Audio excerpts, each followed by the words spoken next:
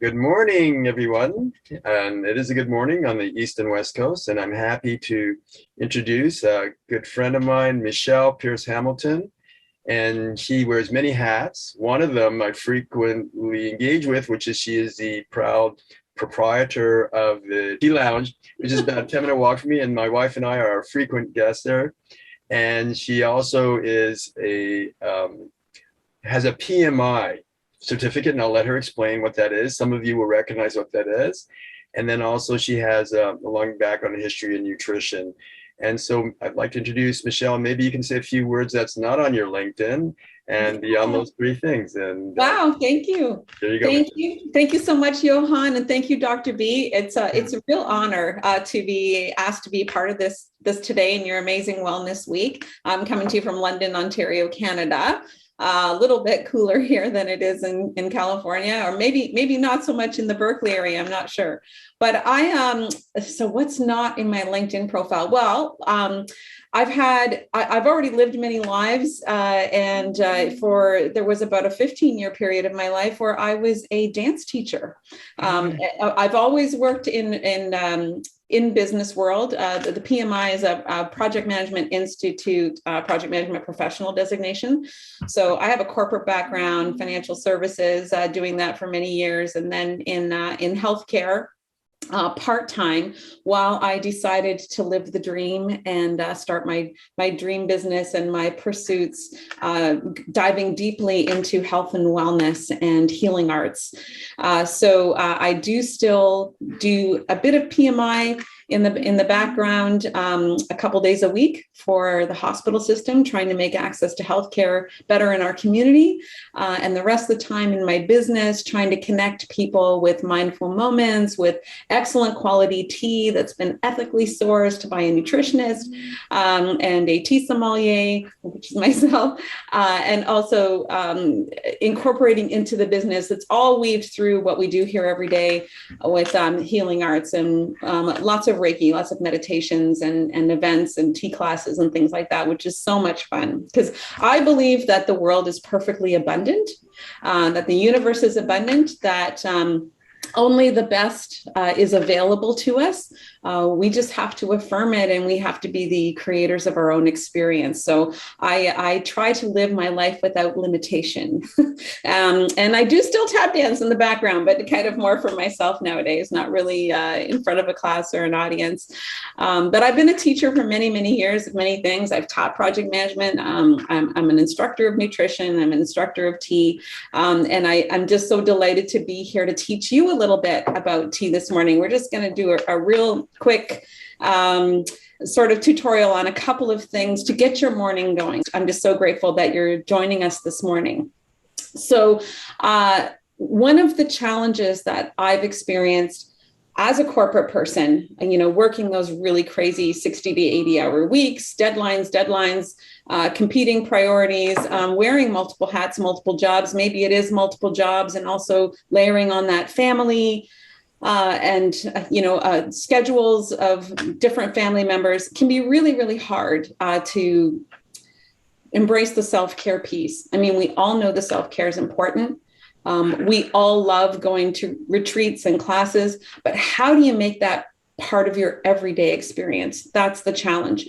And something as simple as creating a bit of a ritual and a bit of space for yourself around your tea is maybe one of the easiest ways to do it, because you have to take the time to prepare the tea.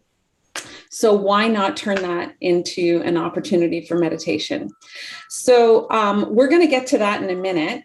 What I thought that I would do with you all this morning, because we don't have a lot of time, but we have some decent time together, and doing a little bit of tea tutorial doesn't really take that long to give you some nice nuggets. So what I've got two teas to show to you, and whatever tea you have in your own space this morning, I hope that you're enjoying it. Maybe you already have, or maybe you're enjoying it now. I see that Christina's got her tea ready to go.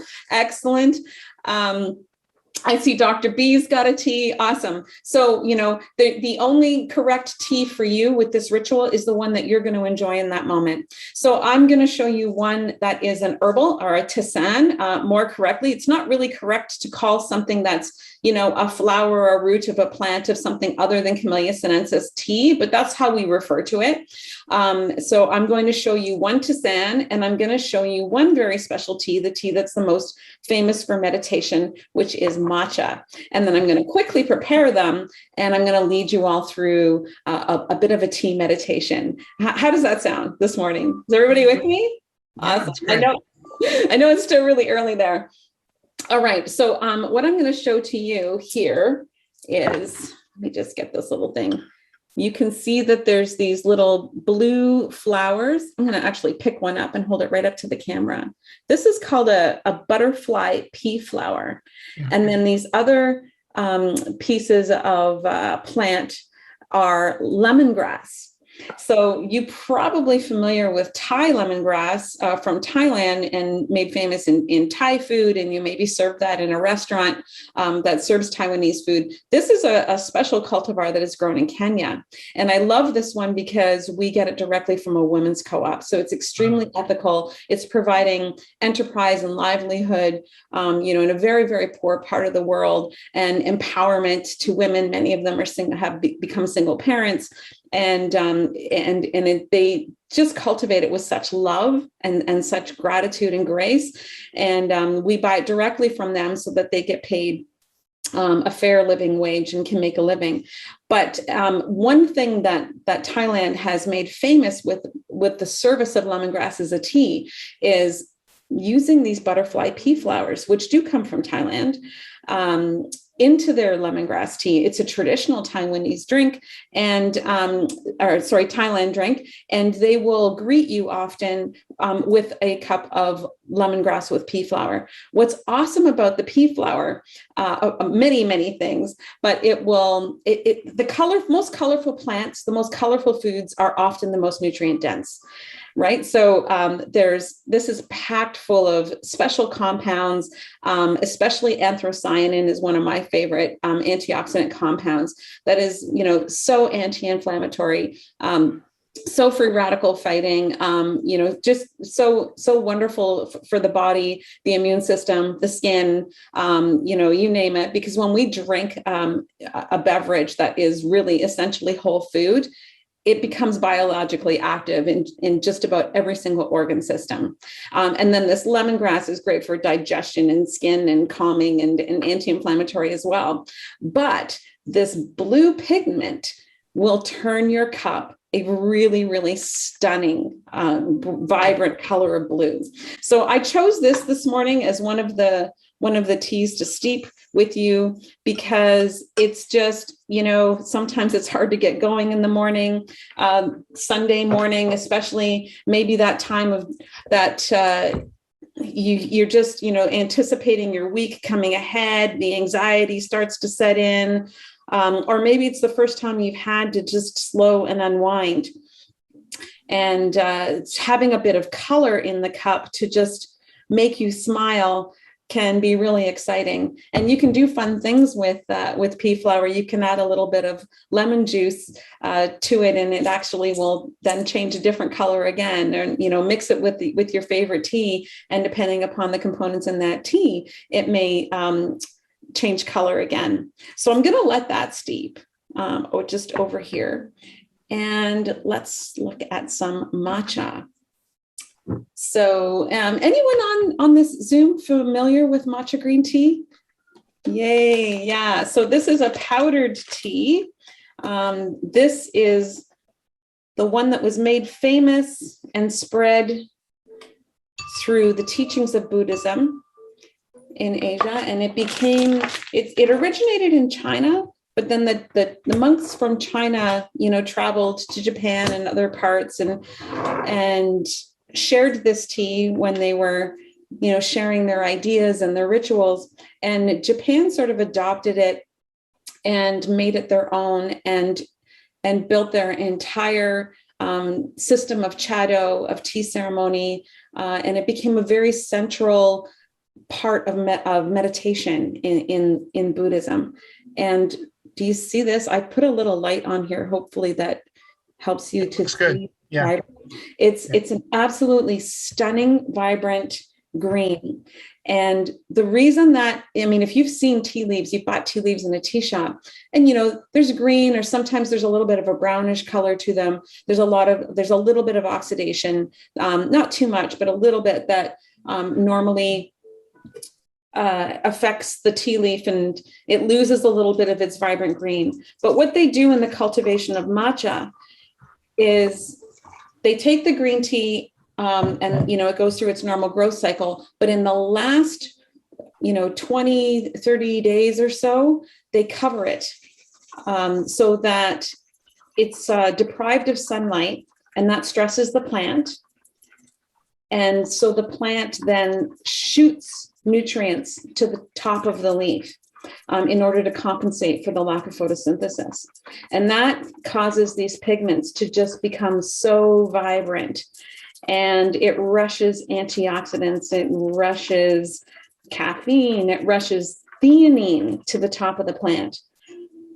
And then we are left with this additional density that we don't get from green tea that is grown in full sunlight. And you noticed me whisking it. This is a traditional bamboo whisk used for whisking matcha. It's carved out of one continuous piece of bamboo. So there's a real art to making these as well. And there's lots of new gadgets nowadays that you can use to make your matcha. And, I would say whatever allows you to enjoy your tea, then use those tools. But if you take the time, this can become a really mindful activity for you. Do you see how beautiful that is? That beautiful green. So let's see how my pea flower turned out. There we go. I haven't used this little teapot in a while. Oh, you're getting the Zoom illusion. I've got my shop behind me here, but I'm not actually inside of my shop because 11 o'clock in London, Ontario, it'll be bustling with people and not very conducive to meditation. But do you see that I've got a beautiful blue, and then so the lemongrass has made it turn a little bit green? Absolutely delightful. Absolutely delightful. So what tea do you all have going there this morning? Dr. B, I assume you've got your Longqing, your Dragonwell green tea? That's right. Yes. Awesome. Christina, what's in your cup? I have a cup of Irish tea. Oh, wonderful. So yes. Barry's Irish tea. Nice, strong Irish breakfast. Breakfast teas are famous throughout the world, and really every country has their tradition of exactly which black teas they blend together, but they're most traditionally, a mix of an Assam and a Keeman. And then, the Irish liked to have a little bit more of the bolder, lower grown, stronger teas in their mix, and then the Brits would like to have a bit brighter, a bit more Sri Lankan Ceylon tea in their breakfast blends. We always put a wee bit of milk in it. Yes, absolutely. It's really good with a wee bit of milk. Are you a milk first or a milk second girl? A what? A milk first or a milk second girl. You know how there's the ongoing debate about whether you should put the milk in the cup first or the tea in the cup. Oh, I always put it in after. And I just put in just the teeniest bit of amount. Yeah, there's so many, that could be a whole other call around the, the debates and the rituals of how to prepare English tea in particular. And some of them are so funny. I love talking. Oh, that's so funny. Okay, so there's my butterfly pea flower. It's the butterfly pea flower with part itself doesn't really have a whole lot of taste. It's a little bit herbaceous. If you're going to prepare it on its own, then you're probably going to want to put a squeeze of lemon or something in it. But mixed with the lemongrass, it's just beautiful. It's bright and it's succulent and it's sweet. And it's also very light. It's got a very light and a clean mouthfeel. And that's why as a morning tea, this can be just refreshing and get your day going, and those antioxidants go straight to your brain. and really just helps to assist the detoxification that your body has done overnight. Your liver and your your organs have been doing lots of cleanup while we've been asleep, and hopefully you've all had a good night's sleep and done lots of that. And then this can be very supportive when you put tea in your body first thing in the morning. Okay, so now I want to take us to a meditation moment. Does everybody have something to sip? It doesn't matter whether it's tea, whether it's coffee, whether it's a water. You can create this ritual out of any beverage that you have in front of you. So I'm going to start with the matcha. It's very caffeine dense because of this shading that occurs before it's harvested, But theanine, I don't know if any of you have ever heard of theanine. I'm just going to give you a little bit of a health benefits of tea thing and maybe a little bit of motivation to seek out matcha if you haven't sought it out yet. Theanine is a beautiful amino acid that is a little bit lesser known because it's not one of the 9 essential amino acids, but we have so many different compounds, in nature that, science has really only discovered probably a fraction of them. But theanine is a non-protein forming amino acid, but it is, I call it like a superpower really in the tea plant, because it is one of the very few molecules that can cross the blood-brain barrier. And that's significant because we normally have to ferment a food and or a drink and turn it into alcohol, or certain drugs can cross the blood-brain barrier. And that's why things like aspirin, why we take aspirin for headaches, for example. But theanine just naturally occurring in tea, and then there is some obscure mushroom in the Amazon rainforest that also has theanine in it, apparently. But tea is where we most commonly find theanine.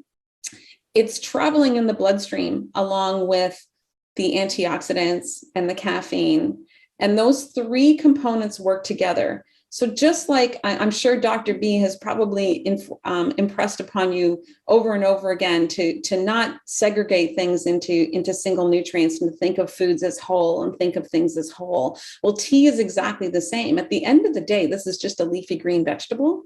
So we've got caffeine, theanine, antioxidants traveling in our bloodstream and going to every single organ system in our body. And thanks to that theanine, those antioxidants and caffeine together in balance cross that blood-brain barrier. They sit in receptor sites in our brain, and they provide a very calming, clear thinking. They help damaged receptor sites repair. They help enhance our mood. They help enhance our memory. They increase the production of GABA.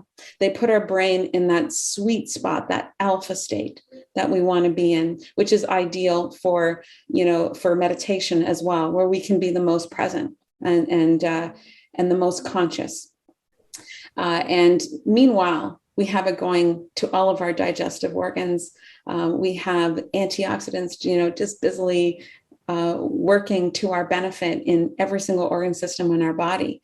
And that's what's special about the Camellia sinensis plant, about pure tea that's not an herbal, another botanical or herbal, is that it has this power to nourish every cell in our body as well as our brain, because that blood-brain barrier is there to protect us from toxins, to protect us from the things that we don't want invading this very essential organ that really, regulates everything else down here.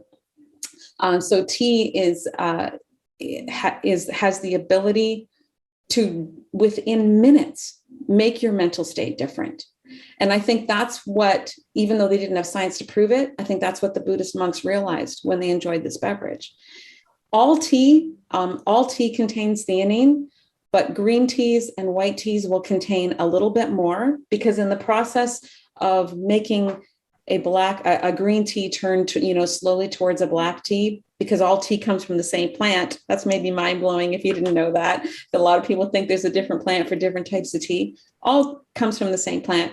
It's just how we work with that plant, whether it ends up being served as a white tea or a green tea or an oolong tea or black tea. But in that process of becoming towards more of a black tea, that theanine converts into an antioxidant, which is still incredibly beneficial. It just loses that blood-brain barrier crossing capability. So if you want the most theanine, you want to have green teas or white teas. And then you want to have shaded will have the absolute most, because that shading, boosts its production. So it's impossible to discuss tea with me without discussing nutrition and health. And it's impossible to discuss nutrition and health with me without also learning a little bit about tea. Yeah. So in our process of meditation, hopefully you have a cup in front of you. And if you don't, then I just want you to just sit and mindfully listen and take this all in. And you can take it into your next moment when you do make your tea after this call today. The first thing we do, we use the preparation process as part of our meditation if you're doing this at home. But once we've got our tea prepared, and I start with the cup.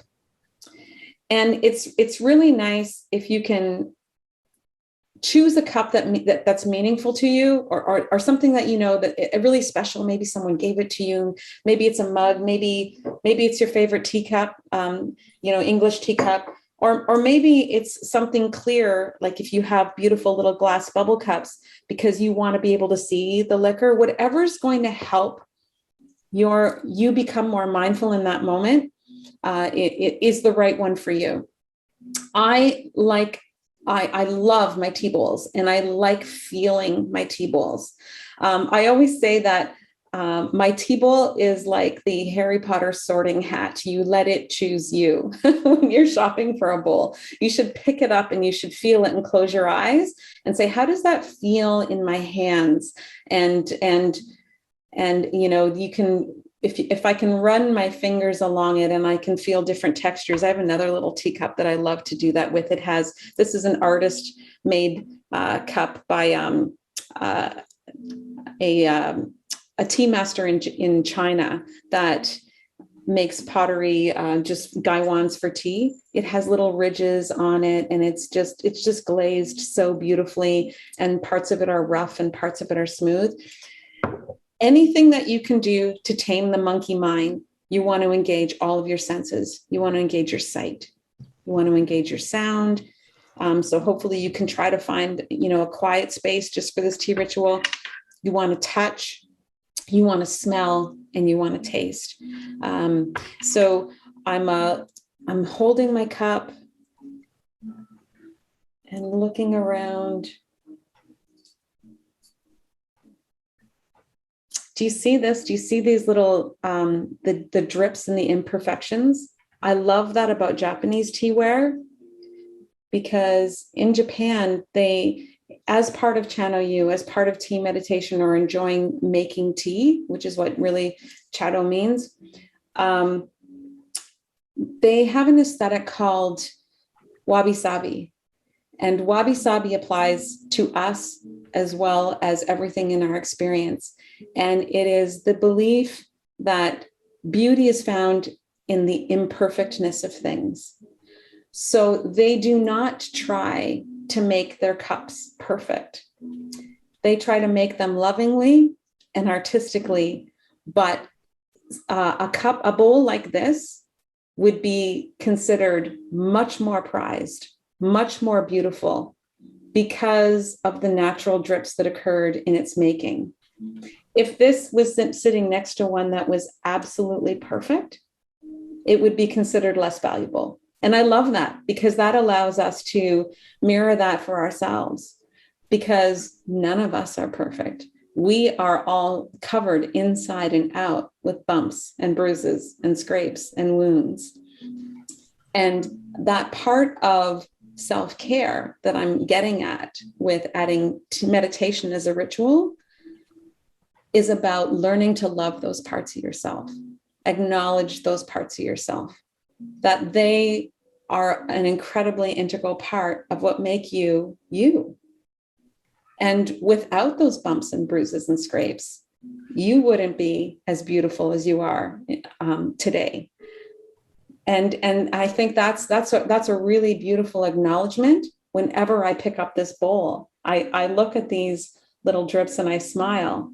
And I'm forced to remember that about myself and honor all of those spaces in me. So that's appreciating your cup as part of the experience. The next part is to resist the temptation to sip just yet, and to look at the liquor.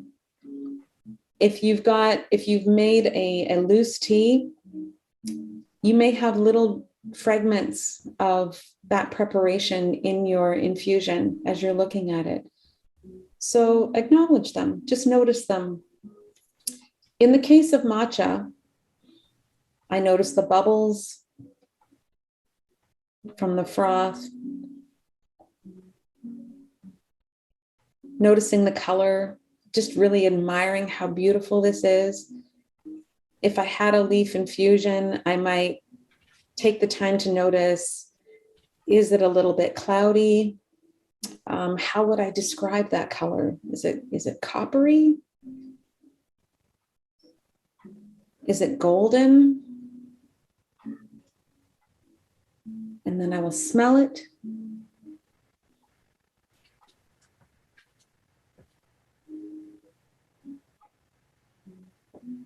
And just sit here with this sense of feeling. Notice the warmth on your hands. If it's a smaller cup that you're appreciating in this moment, one really nice way to experience this is to hold it in the palm of your non-dominant hand and cover the cup. And you can, sort of fondle the edges with your thumb and your fingers. And then I like to imagine, that beautiful golden light coming down from the heavens and lighting up, the chakras in my crown and my third eye and my throat, and just traveling through the energy centers of my body. And that tea, the energy of the tea, is also transmuting its way down into the secondary chakras in the palm of my hand. And just letting your mind's eye go to the acknowledgement that I am a part of this tea and this tea is a part of me. Because we're now sharing each other's energy in an incredibly real and biological way in a few minutes. I am going to be one with this tea, with my biology. And taking deep, mindful breaths in.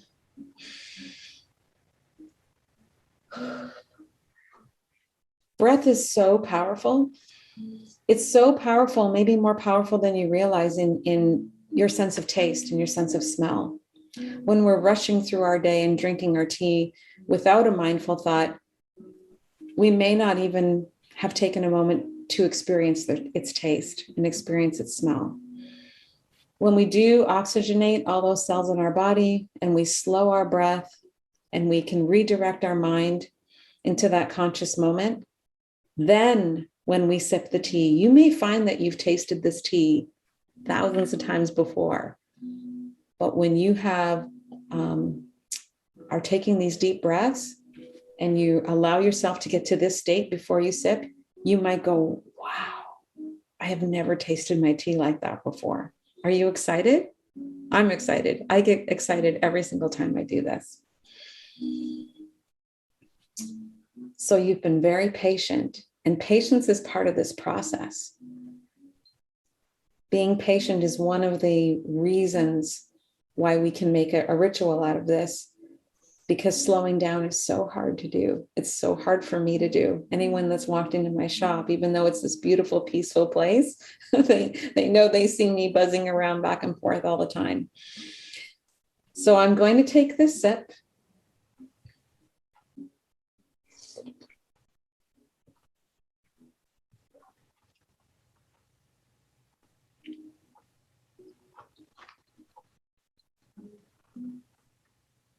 Did you notice the difference in your taste? And take a moment in your mind to connect to, how would I describe that taste? I taste, this beautiful vegetal, but it's soft and sweet from this very, very young succulent tea leaf that has been, lovingly shaded and then hand-picked I imagine, these beautiful ladies with delicate fingers in the tea field, picking this tea and throwing it in the basket. I've had the pleasure of being in several tea gardens around the world, and I've seen them sing in the field as they're picking the leaf, and that's just a beautiful image that I've always loved and has stayed with me. That these women are singing, and some men, but mostly women, because they have these delicate fingers, and the art of picking the tea leaf even is so amazing, because they have to, if they're really good at their job, they have to just pick the top 2 leaves in a bud. And, there's a real art to getting a rhythm around doing that. So I'm connecting to that idea of this tea garden and where this tea is coming from, and singing, because I know every time I sip a tea, I'm really careful about how I purchase tea for my shop, that I know that it's ethically sourced, that it's farmed really well with no agrochemicals. So I don't have to worry about all of those things. I can just connect to the energy of the tea. The other thing to notice in your tea ritual is not just the taste, but how did it feel? How did it feel around your mouth, on your tongue? As a tea sommelier, we kind of evaluate several parts to that. We evaluate what we call the attack, like when it first enters our mouth, that first sensation. And then we evaluate the linger. So after we've sat with that for a few minutes, what is hanging around? And then bringing your senses right to the mid palate, right here, where those taste buds sort of collect all of that data, and they kind of bring it together to send our brain a sense of what our overall taste experience was with that in our mid palate. What are the predominant pieces that stick with us? And you can see right away in my describing that if you're not mindful, if you're not taking the moment to appreciate it, you're probably missing those parts of the experience. Isn't that amazing? I find that amazing. Okay, so you ready to try this again?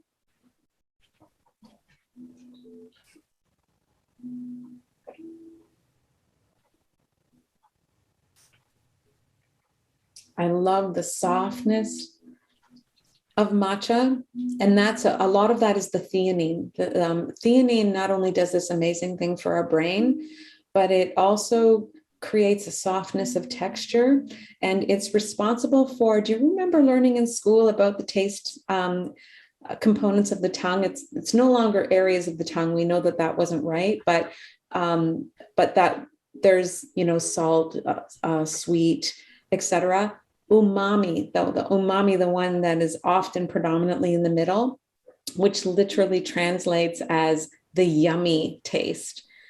Theanine is responsible for that yummy, that savory sort of taste that hangs out. And I describe the texture of that umami as being very soft, because that's how it feels on my tongue.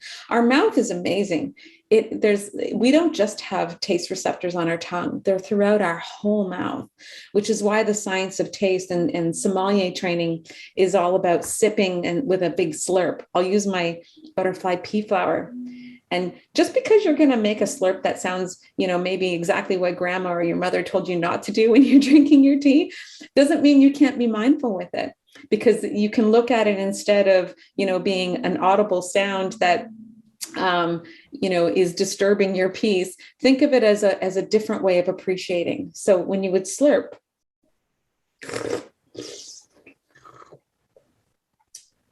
what that does, it's the same if you're tasting coffee or if you're tasting wine. If any of you have gone to any of the beautiful wineries in your area, they've taught you to do that slurp, right? After you've swirled the glass. It's the exact same with tea. And what that does is that creates a little bit of a spray that covers more taste receptors in your mouth, not just the ones on your tongue. And some of that mist also hits our olfactory nerve a little bit more readily. And you'll find the difference between drinking and just doing a little bit of a slurp that the difference in what you taste is exponential. It's crazy. It's amazing. So are you ready to do more of a, instead of me talking, we'll just go through the real ritual and do this as a meditation together? Sure. Okay. Awesome. Great. So I'm going to start with some deep mindful breaths. I'm going to hold my bowl and just empty your mind.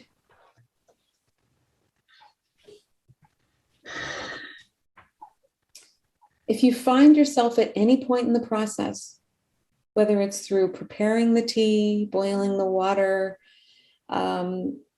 steeping the leaves, sipping, if you find yourself getting a tendency to rush, I want you to check in with yourself and just stop and say, why?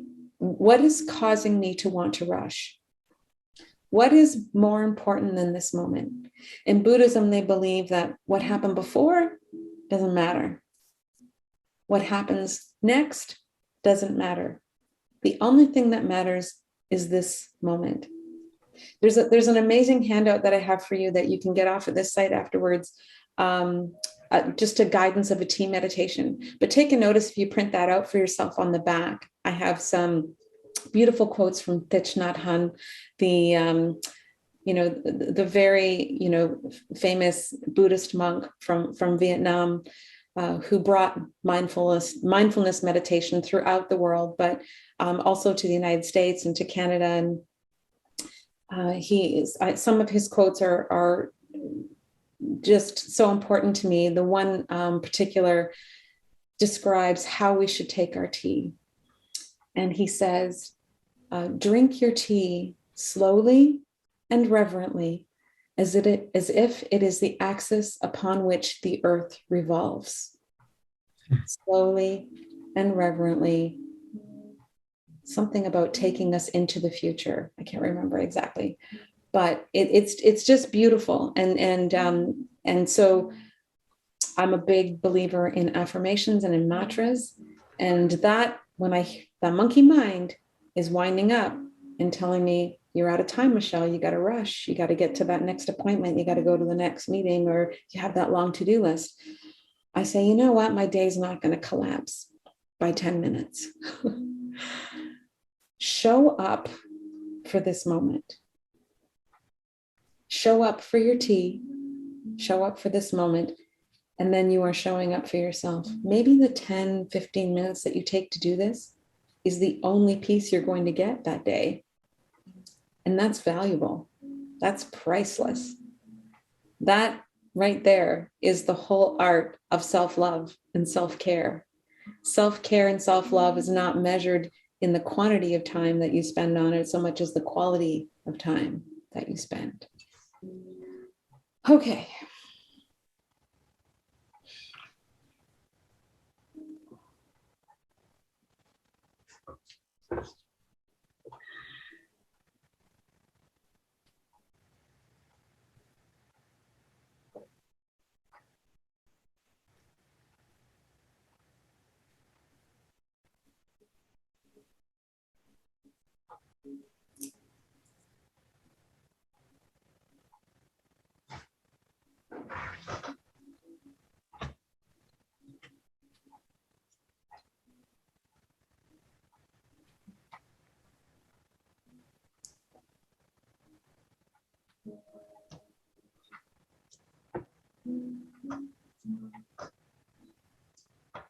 If you've managed to get yourself to that space where you can truly be mindful in the moment,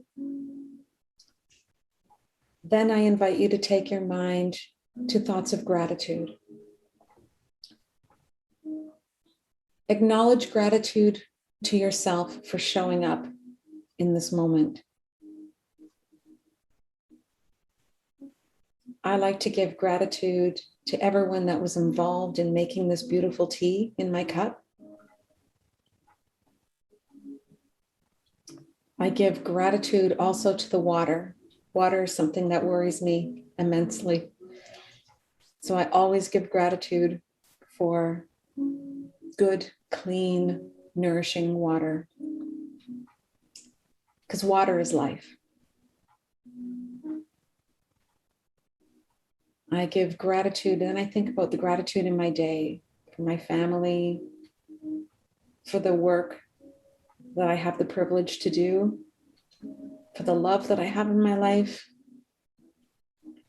for the gratitude of still so much future ahead of me, so many experiences that I'm going to have the ability to create, people that I can help, the people available to help and support me.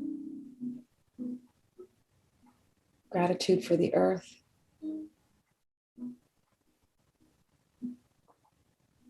And if you're in a very troubled time, which I know many of you are, sometimes it's not easy to come to those thoughts of gratitude when sadness and pressure and stress is overwhelming you. So maybe that first offer of gratitude, just, I showed up in this moment. I showed up today. Maybe that's enough. And reminding yourself that that is enough and that you are enough. Maybe you can just show gratitude in those difficult moments that, you woke up and the sun was shining. Miss Anna Green Gables, one of our Canadian characters in literature, famously said, "Today is a brand new day with no mistakes in it."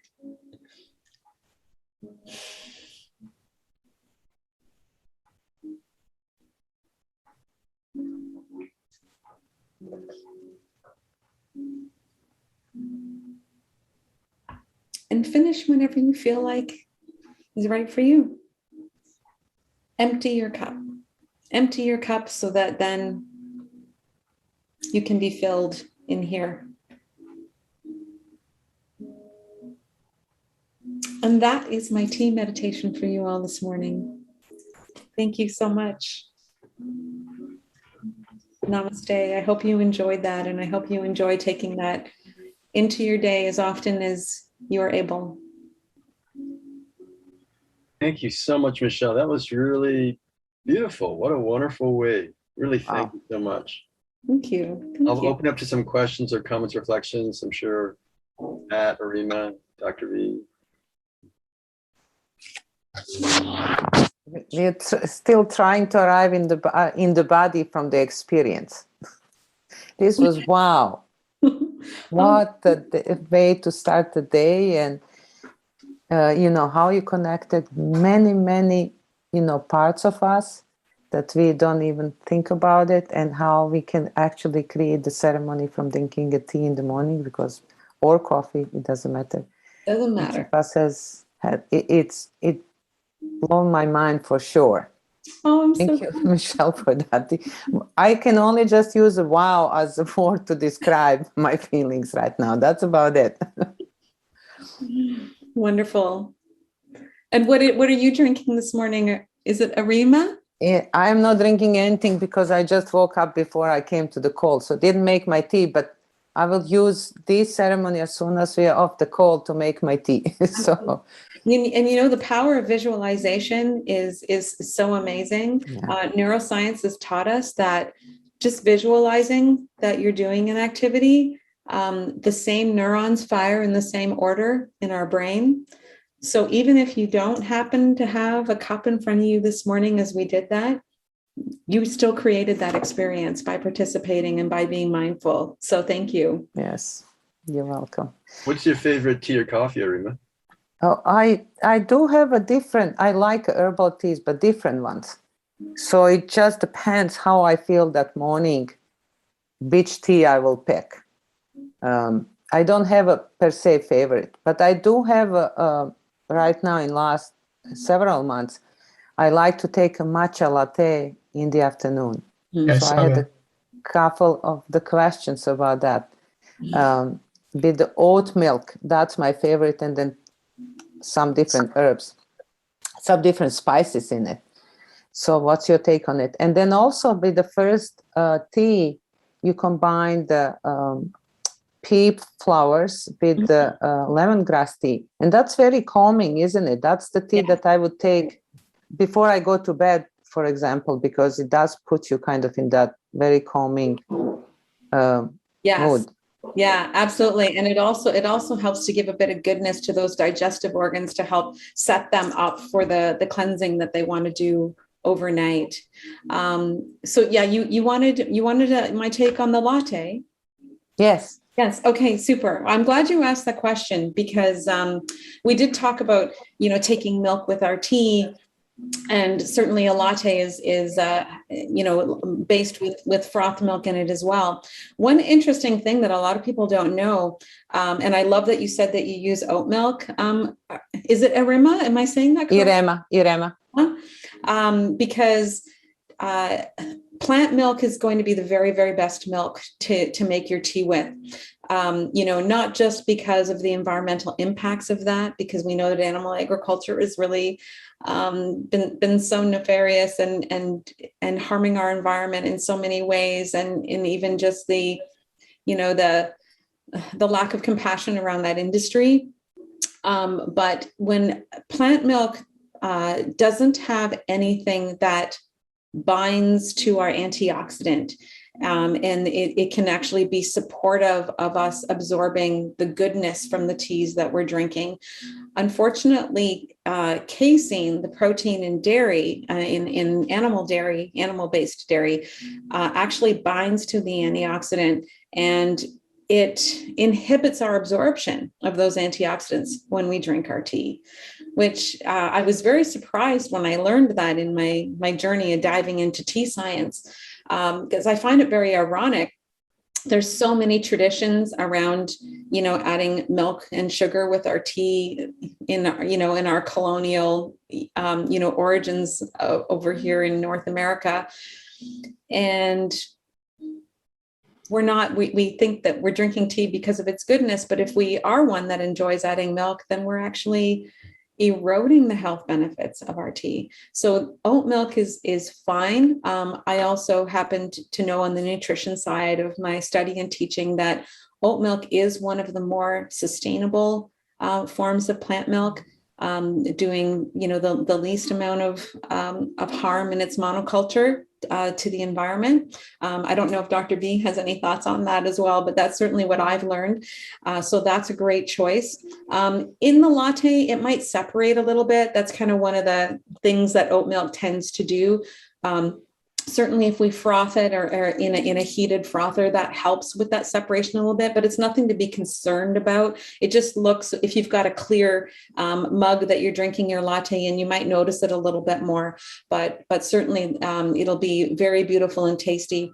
And one way that I do it, I don't know how you're sweetening your latte, or if you sweeten your latte. If you don't sweeten it, then that's great. Then there's no need to discuss it further. But if you do like to sweeten your matcha latte, then what we use at the Tea Lounge is just a teaspoon of pure organic maple syrup. We're in Canada. We use maple syrup. That's what I use in mine when I'm preparing at home. Yeah. And then you're also getting, because if you're using a really nice maple syrup, you're also getting extra minerals in that, in that deliciousness with just the right amount of sweetness. And we measure it out so that we know that there's only about 5 grams of sugar being added to that drink. And it's just enough to be sweet. And I always say too, like, start with a good quality matcha. Like, you certainly don't want to use the ceremonial grade. Or you wouldn't need to. What I have in the bowl here, there's many grades of matcha. I wouldn't go to the bottom, to the industrial grade, because anything that we get in a lesser grade or a lesser quality, then we know that we're losing the benefits and are maybe less things that we want to put into a body that we love and want to nourish. But we use an excellent kind of middle of the road premium grade that's not as fussy for self-drinking in our lattes. And then that way, if you start with a good quality tea in the cup, you don't need to cover it up. We don't need these pumps of stuff that they put in, commercial cafes into their latte drinks, where you don't even know that you're drinking tea anymore. You're really just drinking sugar. So yeah, those were my thoughts on the latte. Thank you for explanation. Yeah, lattes are fantastic. And if you're new to tea or you're hesitant about tea or you want to use that as a doorway to healthier beverages, that's a perfect and a great way to start. And they can also feel a little bit more cozy and a little bit more warming, and especially with turmeric or golden milk lattes, because the milk part of that gives the turmeric a little bit of something to hang on to as you're drinking it. Yeah. Michelle, just on the question of lattes, what are the pros and cons or the contrast between, say, locally grown honey and maple syrup? Well, it depends on your philosophy. So I'm personally, my personal choice is I'm whole food plant-based, and which doesn't necessarily mean the fullest extent of vegan. There's a lot of debate upon honey, about whether it's uncompassionate to take honey from the bees because they're producing it for their own, for the queen, for their own colony and their own survival. So there is a philosophy out there that for that reason we shouldn't be consuming honey. However, you mentioned locally done honey. So I do believe that there are incredibly loving, responsible, is it apiaries? I'm trying to remember what the term is out there, that are doing good, because bees are very endangered right now. Like, we have a lot of colony collapse happening because of industry, because of glyphosate, forces that are so large and so deep pocketed that at times it's overwhelming and feels like it's outside of our control. And I would suggest that if you have a connection to one of those local, responsible, loving apiaries in your community, and they're producing honey in order to sustain that business that they're doing to actually help support the bees in your area and protect them from that colony collapse. My personal position is that I think that that's a good thing. We switched to only offering maple syrup just to avoid controversy with the public and to not alienate any audience, because we're a tea house or a tea lounge, and we're about being welcoming and inclusive and creating peace in our space. And we wanted to just leave all of that outside the doors. The last question is from a nutritional value in terms of maple syrup versus honey. Are there any sort of differences between? Oh, okay. Well, I would say that I will invite Dr. B to contribute to this one as well. But I think that both are very mineral rich, a good quality form of sugar that is whole.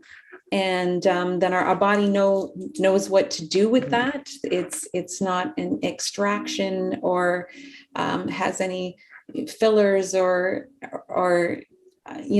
it's a whole food and can be equally beneficial to the body and nice to sweeten with. I just want to say, magnificent, wonderful, amazing. I want everyone to participate in this consciousness. Okay. And I love tea. Tea is my number one health food, number one. Okay. And tea is responsible for my well-being and longevity. I take minimal dietary supplements, minimal. I'm 75 years old. I attribute my overall sense of, consciousness and caring and tea, So the way you brought this forward just makes me so happy. Thank you so much. And then, arguing, discussing, comparing honey, maple, green tea, it brings us back into that sort of different level of discussion, which is divisive. Good honey is amazing. Good maple syrup is amazing. Mediocre honey is garbage. Mediocre maple syrup is garbage. So what we're looking as sommeliers is cultivating taste and experience. Right. So every honey I have has its own experience. And I even marvel at the magic of the creation of such a substance that is truly an elixir. And of course, it's been overdone, misused, compromised, sold, commoditized. But it's not about the bees, or it's the bees are suffering and the honey bears that, environmental impact. Right. But the idea of becoming really mindful, the mindful moment, is just wonderful. So I don't even want to, go down into kind of argument and rationality. And it almost breaks my heart that there are people who say you can't have honey in your store because it's not right. It's not compassionate, but it's the world, and I'm in the world too. And I'm trying to keep everybody happy and trying to accommodate various sort of attitudes. But the other thing I want to say is we experience each other. And the experience of you in this class is beyond words. And as we teach, people are ingesting us. People are experiencing us. They're resonating with our level of being and energy and everything about us. And what we say is what we say. But we're looking to really kind of create a harmony with differences. So we're not singing the same note at the same time in the same way. We're kind of encouraging this really rich, diverse, authentic sharing and to bring food into it and bring tea into it as something that we share. But man, I'm just really thrilled to know you. Oh, thank you so much. Yeah. Likewise. I'm very, very honored that we discovered each other. Thank you to well, we have Johan. Johan's he's our connector. Yeah. Yeah. Wonderful. We're going to just give a formal thanks and then we'll close the recording and we can have a brief chat about next steps. But anyway, Chris says, Michelle, this adds another dimension to our relationship and interaction. And now we are doing it through Zoom and virtually. Yeah. And we're in the same city and I'm like 10 minutes apart walk from your store. And we're not that far from where we live. So we'll have to widen the circle because now we've got Berkeley, we've got Sonoma, Sebastopol, and in the Silicon Valley, we've added that, and that circle will just continue to grow and grow. So again, I just really want to thank you for giving your Sunday morning, and just, it was really, I was entranced, I guess, maybe that's the word. My wife drinks matcha and matcha lattes, and we had a beautiful matcha latte with the turmeric the other day at her place. So just going through this whole experience, I'm actually going to come down with my wife, get a set of bowls for the two of us, and embrace that. So you really just yay!